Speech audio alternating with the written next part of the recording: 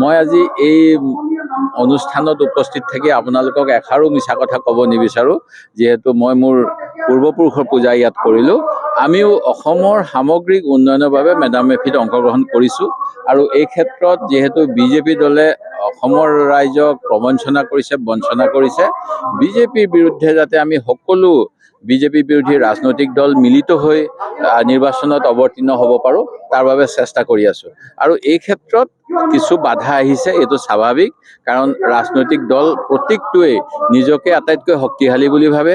কিন্তু আমি অসমৰ ৰাইজৰ কথাটো ভাবি কিছু এৰাধৰা কৰিব লাগিব আৰু সেইকাৰণে আমাৰ কথাখিনি যিমান সোনকালে হ'ব লাগে হোৱা নাই। তাৰ কাৰণে CPI দলে অসন্তুষ্টি প্ৰকাশ কৰিছে, জাতীয় পৰিষদে অসন্তুষ্টি কৰিছে, ৰাইজৰ দলে অসন্তুষ্টি কৰিছে। তথাপিতো মই আশাবাদী আমি খুব সোনকালেই অসমৰ স্বাৰ্থত, কোনো এজন ব্যক্তিগত মানুহ MLA হ'ব লাগে, বিধায়ক হ'ব লাগে, এই স্বাৰ্থত নহয়, কিবা এটা ভাল ফলাফল উলিয়াব পাৰিম।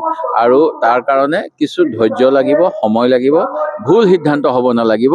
আমি আশা কৰিম যে আমি এইবাৰ ভুল সিদ্ধান্ত নলওঁ।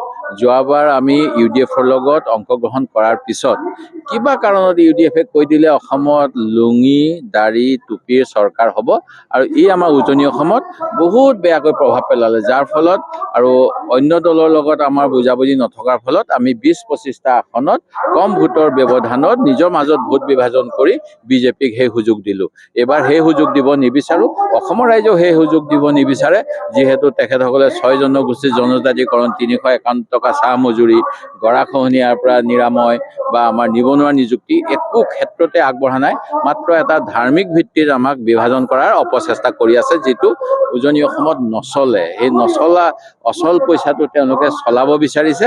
তাৰ বিৰুদ্ধে আমি সকলো ৰাজনৈতিক দলে নিশ্চয় এবাৰ নহয়, দুবাৰ নহয়, 3বাৰ আলোচনা কৰিম আৰু সফল হ'বলৈ যত্ন কৰিম। সেই গতিকে মই একাষাৰে ক'বলৈ গ'লে নিশ্চিতভাৱে আমি সকলোৱে সকলোকে লগত লৈ যাম আৰু এই ক্ষেত্ৰত এৰাধৰা কৰিম। কিন্তু বাৰু আমি দিছিলোঁ আৰু মিত্ৰতা হ'লে মই কৈছোঁৱে, সকলোৱে বুজা পৰাৰ মাজেৰে কৰিব লাগিব। আজি ইয়াতকৈ বিশেষ ক'ব নোৱাৰিম। মই পুনৰ মোৰ দলৰ নেতৃত্বৰ সৈতে আলোচনা কৰিব লাগিব।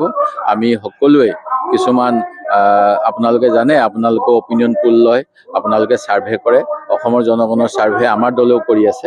এককভাৱে নে সকলোৱে মিলি কৰিলে দল শক্তিশালী হ'ব, আমাৰ ইণ্ডিয়া এলায়েন্স শক্তিশালী হ'ব, এই কথাবিলাক চিন্তা হৈ আছে।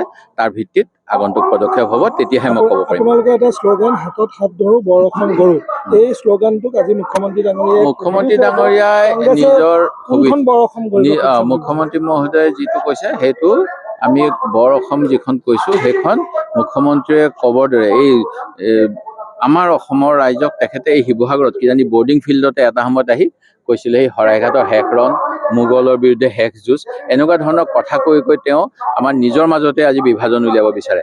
আজি আপোনালোকে জানে নে নাজানে মই নাজানো, এই শিৱসাগৰত আমাৰ যিসকল খিলঞ্জীয়া সংখ্যালঘু হ'ব পাৰে, তেওঁলোক মুছলমান হ'ব পাৰে, আজি তেখেতসকলক মিয়া খেদোৱাৰ নামত আজি তেওঁলোকৰ ভোটাৰ তালিকা বা নাম কৰ্তন কৰিবলৈ মুখ্যমন্ত্ৰীৰ নিৰ্দেশ মতে যি 5 লাখ মান মিয়াক অত্যাচাৰ কৰিম বুলি কৈছে, তাৰ নামত ভাৰতীয় নাগৰিক যিসকলে কোনোবা আজান পীৰৰ দিনৰ ৰিলেটিভ, আপোনালোকে আমি অসমৰ নাজিৰা, শিৱসাগৰৰ সকলো মানুহে আজান পীৰ দৰগাহতো আশীৰ্বাদ ল'বলৈ যাওঁ, যেনেকৈ দৌলা পৰিয়ালে দুৰ্গা পূজাৰ সময়ত যেনেকৈ প্ৰসাদ গ্ৰহণ কৰে। সেই গতিকে এই ক্ষেত্ৰত যি বিভাজনৰ ৰাজনীতি, মুখ্যমন্ত্ৰীৰ যিটো অসমক টুকুৰা টুকুৰ কৰা ৰাজনীতি, তাৰ বিৰুদ্ধে আমি চাওলুং চুকাফাৰ দিনৰ বৰ অসমখনৰ কথাই কৈছোঁ।